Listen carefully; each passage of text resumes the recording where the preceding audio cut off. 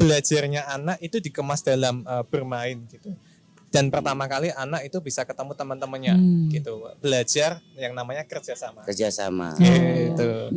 Nah, maka sebenarnya penting untuk kita juga aware dengan orang-orang di sekitar kita gitu. Karena terkadang orang yang tampaknya senyum-senyum aja, ternyata dia punya masalah. Terkadang ada juga orang-orang yang curhat itu hanya ingin didengarkan. Lega gitu ya. Lega. Kayak bini gue kemarin, ya token bunyi ya katanya gitu. Terus gas bau ya katanya gitu. Itu curhat ya bini. Itu gue dengerin Yan. Itu malah lebih kebutuhan gitu. Kebutuhan. Beda ya.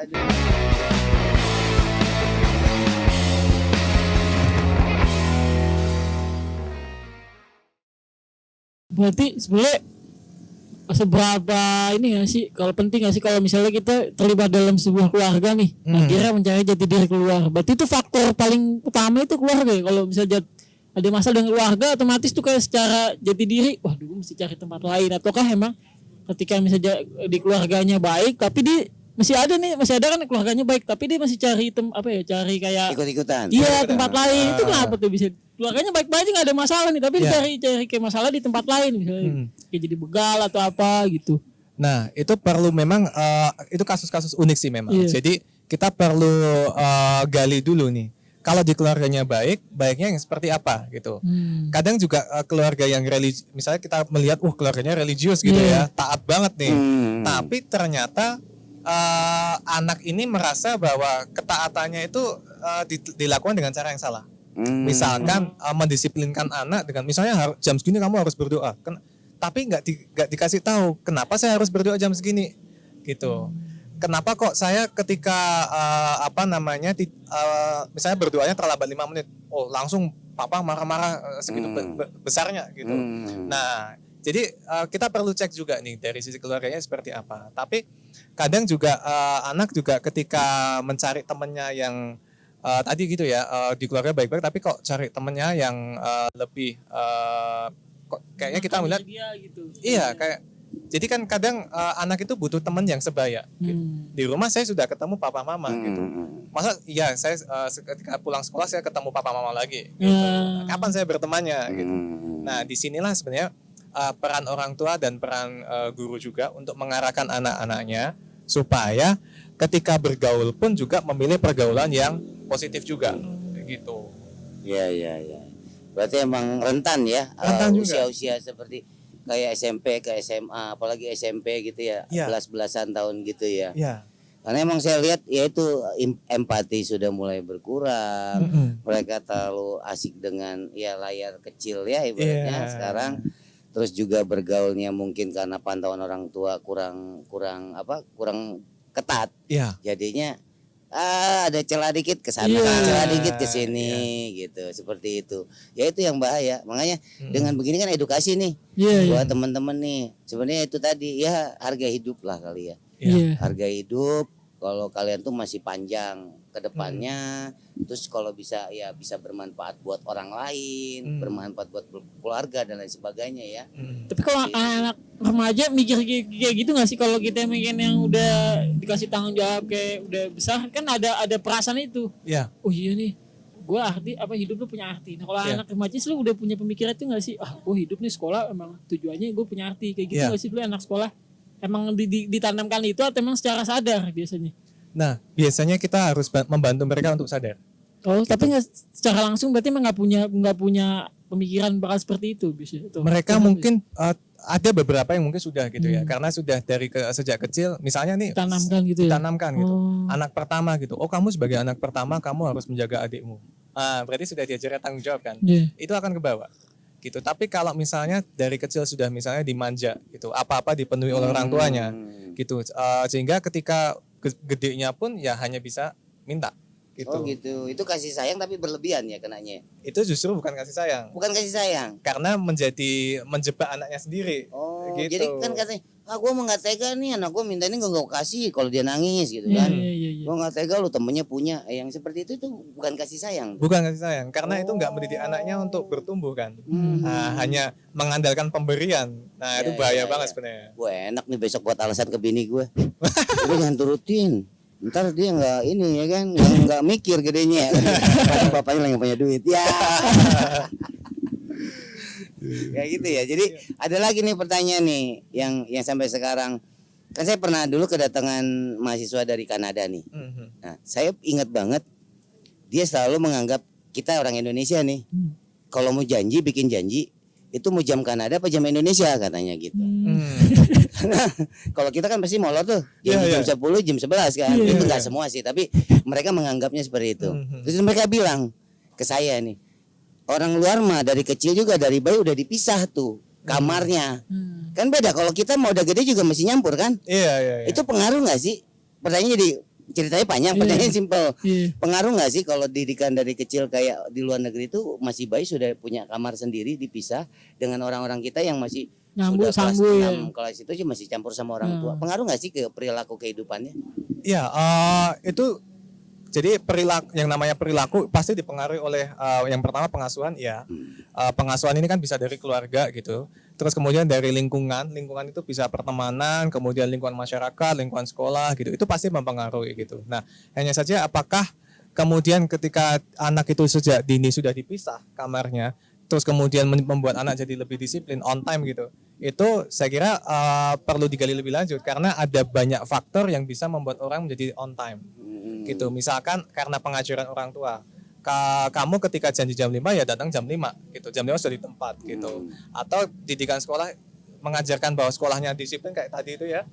Jam 7 masuk sekolah ya harus jam 7 masuk sekolah. Kalau enggak bukan karena hukuman, tapi kalau enggak jam 7 kamu di kelas, berarti kamu kehilangan materi, kesempatan belajarnya. Belajar gitu. ya, akibatnya itu. Ya. Nah, kalau Mas Sam ngeliat nih tentang dunia pendidikan dari psikologi ngeliatnya gimana Mas? Menurut Mas Sam sekarang dunia pendidikan kita sekarang nih, kalau dari dunia psikologi gimana yang ngeliatnya sekarang? Nah, kebetulan saya pernah kolaborasi juga ikut kegiatan pengabdian kepada masyarakat itu membantu. Jadi psikologi kan ada psikologi pendidikan juga ya. Nah, membantu dosen saya yang sedang pengabdian itu tujuannya adalah untuk mengembalikan pendidikan itu ke siswanya. Jadi ada namanya student centered approach gitu. Jadi kalau kita dulu itu kita kenal ada namanya ujian nasional. Nah, ujian nasional kriteria KKM-nya kan terus naik tuh tiap tahun. Saya masih ingat dulu ada yang 55 terus naik 60 gitu kan. Nah, bukankah sebenarnya itu membuat kita punya mindset bahwa kalau semua orang itu, semua siswa kita itu sama gitu. Jadi seperti barang di pabrik, ketika dia nggak lolos QC, nilai QC-nya tuh 75, kalau nggak lolos itu ya lulus. Nah, itu gitu, langsung disebut gitu kan. Padahal kan setiap anak ini kan punya kekuatannya masing-masing, punya potensi masing-masing. Nah, maka kemudian ini beriringan juga dengan kebijakan pemerintah sekarang di mana sekarang itu bukan ujian nasional utamanya, tapi ada proyek kalau nggak salah. Gitu. Terus kemudian anak-anak itu juga nggak hanya di dikotomi hanya IPA atau IPS saja ketika SMA, tapi lebih beragam. Kalau nggak salah lebih ada satu bahasa gitu ya. Iya, bahasa juga gitu. Lebih banyak pilihannya ya ibaratnya ya. Karena penilaian itu nggak hanya dari ujian nasional, baru dia lulus sekolah gitu ya. Lulus. Karena sebelumnya juga kan ada nilai rapot, ada prestasi lain-lain gitu ya. Kemampuan anak kan jelas berbeda. Iya, betul. Oh, jadi situ sempat diteliti juga ya. Memang ada penelitiannya. Gitu. Ya. Oh, berarti sekarang udah lebih bagus ya, maksudnya anak muda sekarang udah diarahkan ya, enggak seperti dulu ya. Jadi cuma IPA IPS. Jadi kita tahu nih potensi anak gitu. Tapi ada juga yang tadi kan beberapa sekolah masih kayak bukan nggak harus UNAS sih, jadi kayak standar nih. Kalau misalnya kalau kamu kadang ada orang tua, wah berarti kalau anak nih nggak ranking bodoh. Ada gitu kayak gitu tuh mindset kayak gitu. Jadi kayak menanamkan mungkin dari orang tua sendiri, entah mungkin dia nggak tahu karena orang tuanya dia juga mengajarkan kayak gitu ketika dia jadi orang tua, dia ngajarin gitu ke anak. Jadi apa yang dia dapat dari orang tua dulu, dia ngajarin ke anak itu. Nah, itu PR banget sih. Jadi menganggap bahwa pendidikan dulu itu selalu lebih baik dengan yang sekarang. Padahal enggak juga. Karena setiap zamannya itu punya tantangan masing-masing. Betul. Orang tua dulu mungkin nggak akan menghadapi komputer gitu. Cepatnya perubahan zaman. Tapi anak-anak sekarang, Gen Z misalnya, begitu lahir udah ada zaman smartphone. Betul. Udah kenal smartphone. Nah, jadi tantangannya sudah pasti beda gitu. Orang dulu mungkin nggak akan menghadapi artificial intelligence gitu. Nah sekarang sudah ada artificial intelligence gitu, yang mana banyak kerjaan digantikan mesin gitu. Nah terus anak-anaknya gimana nih? Iya, Nah, iya. gitu. Kayak di tol aja tuh pengurangan bingung kan, tinggal pencet doang. Iya. Berapa puluh ribu orang tuh yang keluar. Nah, Memang kadang-kadang tuh sering gitu ya. Dia pengen kayak dia touch screen aja cuma di mana coba? Di warteg doang. Tuh touch screen di warteg tuh pakai tahu, pakai tempe. Karena mah HP bro, ya kan. Oh gitu. Makanya emang nggak bisa juga ya dipaksakan ibaratnya kayak pendidikan itu kayak saya ke anak saya gitu. Cuman ada hal yang paling sering saya lihat. Saya juga kan kadang bergabung ke ibu-ibu tuh, ibu-ibu yang di sekolah tuh. Kadang-kadang gini, tuh anak-anak tuh ada tugas, suruh om ini aja tuh bikinin, misalnya, biar nilainya bagus. Itu orang tua salah ya kayak begitu. salah. Salah banget ya. Artinya kan mindsetnya hanya ngejar nilai. Nah, yang bawa-bawa bingkisan kue-kue ke guru juga salah tuh ya. Nah, ini Salah nggak juga tuh? Salah nggak tuh? harusnya nggak dilakukan juga. Nggak dilakukan ya. Iya. Bu, tuh dengerin. Mau anaknya pinter apa emaknya yang pinter nih kan? Kan banyak yang melakukan seperti itu yang saya lihat. Saya bukan menyinggung siapapun, memang udah zamannya kan. Nah, terus guru nih, saya nyentil guru nih sekarang nih. Guru juga kan gitu nih. Sekarang nih kayak mau masuk sekolah negeri murah. Emang iya murah negeri. Kayaknya ada titipan bangku deh kayaknya ya kan. Hah? Bisa bangku kosong nggak? Saya aja pernah ngalamin anak saya. Katanya saya ngikutin peraturan, umurnya 6,5 bulan nggak boleh masuk karena umurnya tidak sesuai. Besoknya dengar kabar teman satu TK-nya 6,4 masuk di sekolah yang dia nggak masuk. Kok bisa? Nah itu kok bisa? Kan gitu. Ada apa ya kan gitu. Nah maksudnya guru juga kadang gitu sampai jual emblem apa kan semua kayak merasa dirupiahkan gitu loh kayak mau apa itu maksudnya itu juga mengganggu kan berarti dari pola pendidiknya saja sampai ke orang tuanya begitu terus anak kita mau jadi apa ya gitu. Ya. Saya kadang ada sedihnya ke situ sih sebenarnya. Ya. Terus ada nggak sih kita nguatin si anaknya aja atau kita ngebenerin ibunya dulu apa gurunya dulu gitu maksud saya? Kalau ada sebuah sistem yang salah mungkin kita lihat, gurunya salah nih satu sisi. Wah, ini orang tua juga salah yang ngasih bingkisan. Jadi pendidiknya juga, lu kamu harus dapat nilai satu nggak ada standar dari sekolahnya mesti begini. Nah kita sebagai orang tua kita pengen ngajar anak kita benar gimana ya di situasi yang salah nih. Salah. Ya. Nah, itu juga karena sudah sistematik nih ya. Nah, karena sudah sistematik berarti memang dari sekolahnya juga perlu pembenahan kalau memang seperti itu ya. Nah, jadi karena orang itu kan melihat sekolah itu sebagai tempat untuk mendidik gitu. Artinya seharusnya sekolah bisa memberikan contoh yang baik dong. Nah, maka perlu kesadaran juga nih dari sekolahnya untuk bisa sistemnya ini gimana caranya supaya bisa memberikan kesempatan pendidikan kepada semua orang. Gitu. Tetapi juga memang kita perlu perhatikan juga. Misalkan kalau anaknya itu misalnya terlalu dini. Nah, kalau terlalu dini kan belum artinya dia masih harusnya banyak mainnya daripada belajarnya. Makanya kenapa kalau misalnya masuk kelas 1 SD itu jangan terlalu dini juga gitu. Karena belum masanya anak ini untuk masuk ke SD. Oh gitu. Jangan terlalu dipaksa ya. Jangan terlalu dipaksa. Makanya kenapa ada TK juga gitu. Nah, TK ini kan sebenarnya anak belajarnya anak itu dikemas dalam bermain gitu. Dan pertama kali anak itu bisa ketemu teman-temannya gitu. Belajar yang namanya kerjasama. Gitu. Belajar kerjasama, keren. Belajar harus terus ya, bertumbuh ya dari kecil sampai besar ya. Sampai kita menikah pun begitu ya. Iya. Tuh kerjasama. Bim kerjasama. Jangan kerja sama Brian. Gak apa-apa enak kalau kerja sama saya Bima. Kalau Bima kerja sama saya sampai Senin libur ya. Oh gitu sampai Senin. Dia ngomong doang libur. Dia ngomong kemarin bisik-bisik. Gua dapat berapa lu? 3M kata. Makasih. Ya, kalau dunia pendidikan kalau ngelihat dari fenomena yang sekarang nih kayaknya beberapa minggu ini saya lihat banyak kasus bunuh diri Mas. Dan itu maksudnya orang yang mengalami bunuh diri itu bukan orangnya di usia masih muda gitu.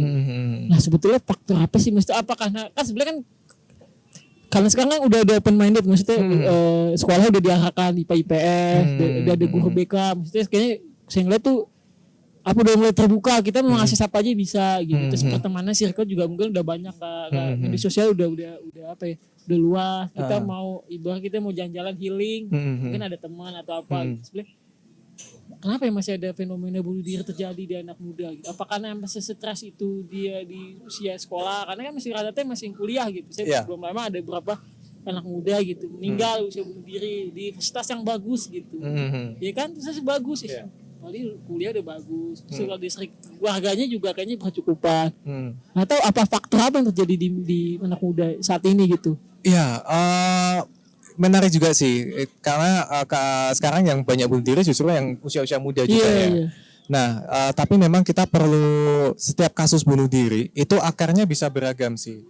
Jadi kita perlu memang menggali lebih lanjut gitu ya. Anak ini misalnya kemarin ada yang bunuh diri di Jogja kan pernah juga. Ada yang bunuh diri karena ternyata eventnya nggak berjalan dengan lancar. Ketua panitianya bunuh diri, masih ingat nggak? Event nih. Iya. Karena persiapannya kurang matang, dia terus kemudian depresi gitu ya. Dananya nggak terkumpul, padahal sudah manggil artisnya dan sebagainya. Jadi ternyata spanduknya itu baru dipasang hari Kamis, acaranya hari Sabtu. Akhirnya istilahnya amburadul gitu kan. Nah, karena dia merasa mungkin bertanggung jawab, rasa malu juga gitu. Akhirnya memutuskan untuk mengakhiri hidupnya gitu. Ya sedih juga sih sebenarnya. Padahal kan itu kita masih bisa cegah sebelumnya gitu. Nah, maka sebenarnya penting untuk kita juga aware dengan orang-orang di sekitar kita gitu. Karena terkadang orang yang tampaknya senyum-senyum aja, ternyata dia punya masalah.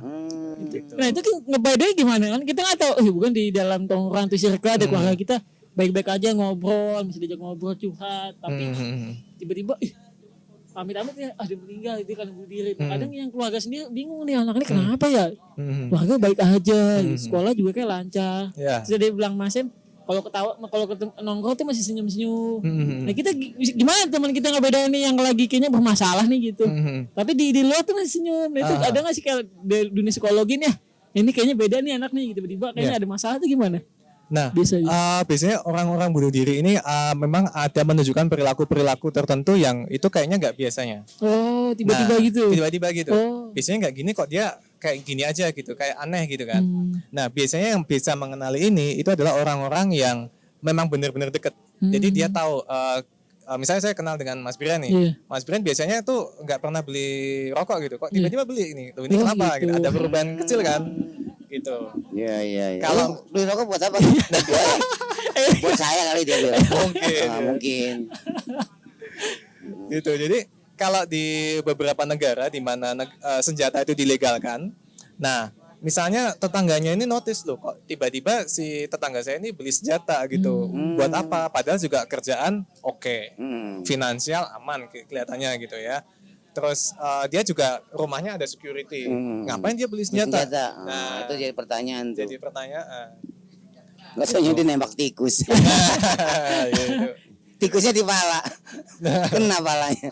Iya, kayaknya kalau saya baca kadang beberapa belakangan ini kan isu mental, misalnya mental health gitu. Anak muda kena banget karena mentalnya mungkin itu dunia kerja atau dunia sekolah. Karena waktu pas zaman saya maksudnya belum ada misal sebesar sekarang. Kayaknya sih anak zaman saya dulu nih, kayak dari SMA kuliah gitu, terus yang kuliahnya aspeknya lumayan masih agak tegas gitu ya.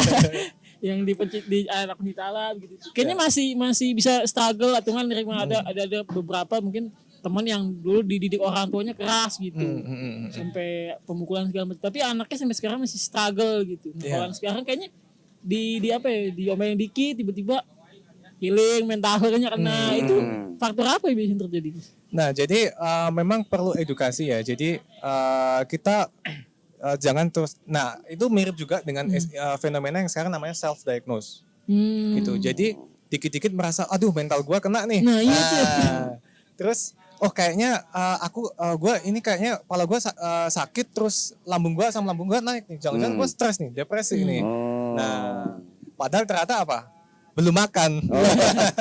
Itu kayak apa ya, membuat pribadinya jadi seolah-olah itu kena. Iya. Gitu. Dia mengajak pikirannya untuk ke sana gitu. Nah, kayak gitu kenapa ya kan udah sekarang kayak gitu? Nah, jadi memang mungkin karena ini ada dua sisi sih. Jadi memang sekarang itu kita lebih aware dengan namanya kesehatan mental gitu. Tapi karena kita lebih aware, tetapi kurang diiringi dengan pemahaman tentang kesehatan mental itu sendiri. Keilmuannya itu sendiri ya. Gitu. Nah maka saran saya sih ketika misalkan, oh kok saya merasa mental saya mulai keganggu nih, jangan self diagnose diri sendiri gitu, tapi datang ke psikolog gitu. Nah psikolog pun di di puskesmas kan sudah BPJS. Oh gitu. Iya, BPJS ya, gratis BPJS ya juga. sekarang ya. Udah Itu bisa terakhir ya? nih. Nah. Buat BPJS gue masih gue gade malu udah lu balikin belum? BPJS nih gak ada. Di sekolahin ya BPJS. Wah itu terakhir Mas Samuel nih. Iya.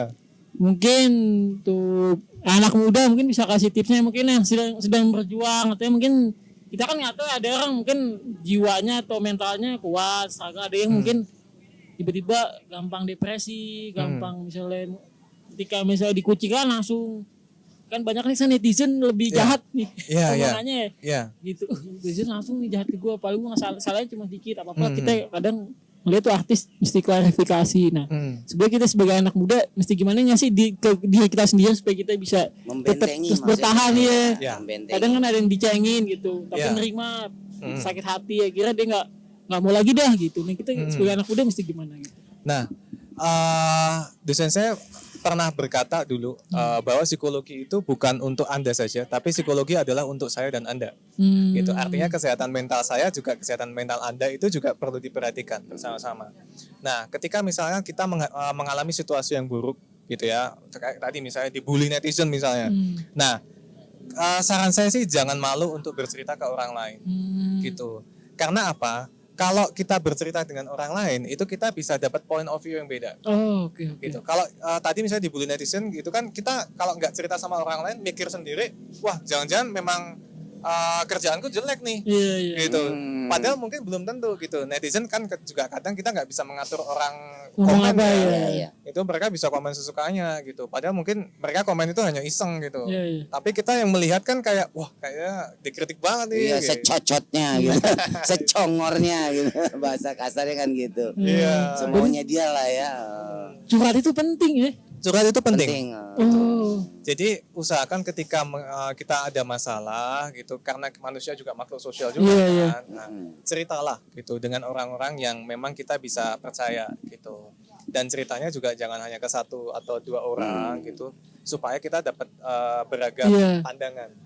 Gitu. Terus misalnya kalau ketika dia curhat ke kita nih, kita sebenarnya mesti kasih solusi apa enggak sih? Apa kita dengerin aja nih? Nah, sebetulnya sebenarnya itu kembali lagi ke orang yang curhat. Jadi misalnya ketika saya dengerin curhat dari teman saya nih, itu saya tanya, kamu butuh solusi dari saya aja atau kamu hanya butuh didengarkan? Nah, kita mesti tanya gitu dulu berarti. Sebaiknya begitu. Itu nggak apa-apa tuh. Malah nggak apa-apa. Depresi, misal depresinya berat gitu. Malah nggak apa-apa. Oh nggak apa-apa. Karena terkadang ada juga orang-orang yang curhat itu hanya ingin didengarkan. Ingin didengarkan. Lega gitu ya. Lega. Kayak bini gue kemarin, ya token bunyi ya katanya gitu. Terus gas bau ya katanya gitu. Itu curhat ya bini. Itu gue dengerin Yan. Itu malah lebih kebutuhan gitu. Kebutuhan. Beda ya. Aduh. Ya udah besok-besok mah dengerin deh bini gue pengen beli emas kemarin. Cuman gue kasihkan emas benerannya belum kebeli. Yang penting kan ada emasnya. Nah, kasih tip buat anak muda nih Mas. Gimana nih? Ya, jadi usul saya teman-teman, ketika teman-teman ada masalah gitu, jangan takut untuk sharing ke teman-teman yang memang bisa dipercaya nih, dan memang kira-kira bisa memberikan solusi. Dan buat teman-teman yang dengerin curhatan temannya, itu ya sebaiknya memang di awal ditanyakan dulu, apakah misalnya si temannya ini hanya ingin didengarkan aja atau memang butuh solusi gitu. Karena kalau orangnya hanya ingin didengarkan aja terus kita menggurui memberikan solusi, itu justru akan semakin menambah bebannya gitu. Jadi tanyakan dulu di awal gitu, ajak ngopi misalkan gitu kan. Temenin ngopi misalnya. Nah, jadi suasananya aman, dengerin ceritanya. Terus kalau memang dia minta bantuan, cobalah sebisa mungkin untuk membantu. Tapi jangan dipaksakan juga, karena kita juga hanya manusia. Itu sih. Wah, terima kasih Mas Em. Wah, keren banget nih. Keren. Dapat hal yang menarik nih. Jadi secara kehidupan tuh psikologi itu penting banget ya. Maksudnya dari kita tadi curhat itu, terus kita misalnya orang tua itu juga secara nggak sadar tuh udah punya peran. Nah, di psikologi keluarga. pendidikan ya buat kehidupan kita. Terima kasih Mas Em untuk waktunya. Siap. Ngobrol nih. Sama-sama. Bermanfaat sekali ya. Nah, buat teman-teman jangan lupa kegiatan berdasi di podcast untuk selanjutnya. Terima kasih. Dadah. Bye. Makasih. Terima kasih.